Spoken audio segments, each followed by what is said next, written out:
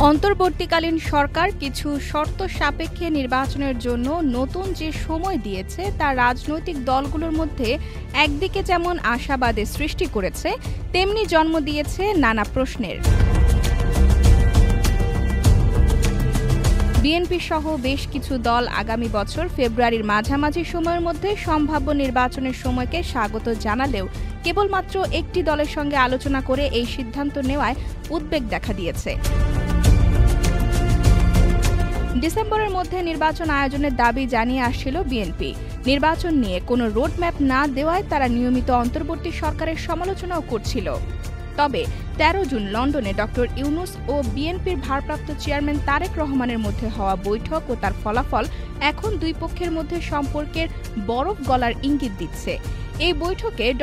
ইউনূস বলেন, সব প্রস্তুতি সম্পন্ন হলে ২০২৬ সালের রমজানের আগের সপ্তাহেই আগামী সাধারণ নির্বাচন অনুষ্ঠিত হতে পারে।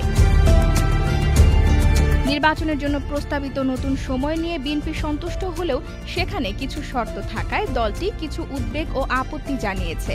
অপরদিকে জামাতে ইসলামী ও জাতীয় নাগরিক পার্টি নির্বাচনের এই নতুন সময় নির্ধারণের প্রক্রিয়া নিয়ে সরকারের সমালোচনা করেছে। জামায়াত গতকাল শনিবার বলেছে, কেবল একটি রাজনৈতিক দলের সঙ্গে বৈঠকের পর বিদেশে যৌথ সংবাদ সম্মেলন করা ও বৈঠক নিয়ে যৌথ বিবৃতি দেওয়া নৈতিকভাবে অগ্রহণযোগ্য। বিবৃতিতে দলটি বলেছে, এর মাধ্যমে প্রধান উপদেষ্টা একটি নির্দিষ্ট দলের প্রতি পক্ষপাতিত্ব দেখিয়েছেন, যা তার নিরপেক্ষতা ক্ষুণ্ণ করেছে।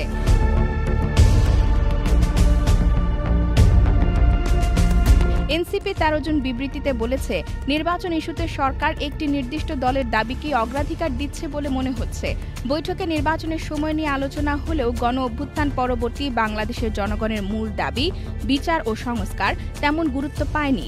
বিবৃতিতে বলা হয়েছে, জাতীয় নাগরিক পার্টি একে অত্যন্ত হতাশাজনক বলে মনে করে।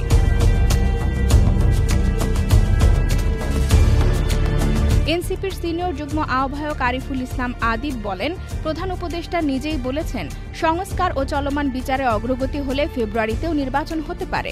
কিন্তু বিএনপি যেভাবে প্রচার করছে তাতে মনে হচ্ছে সরকার নির্বাচনের সময় চূড়ান্ত করে ফেলেছে। এতে জনগণ বিভ্রান্ত হচ্ছে।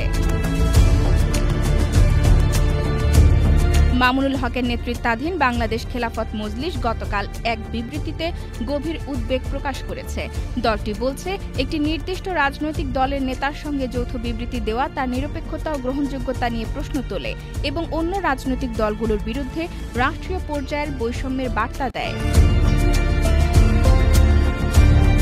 জামায়াতের বিবৃতির প্রক্রিয়ায় বিএনপির স্থায়ী কমিটির সদস্য সালাউদ্দিন আহমেদ বলেন, কেবল বিএনপি নয়, বেশিরভাগ রাজনৈতিক দলই চেয়েছিল নির্বাচন ডিসেম্বরের মধ্যেই হোক।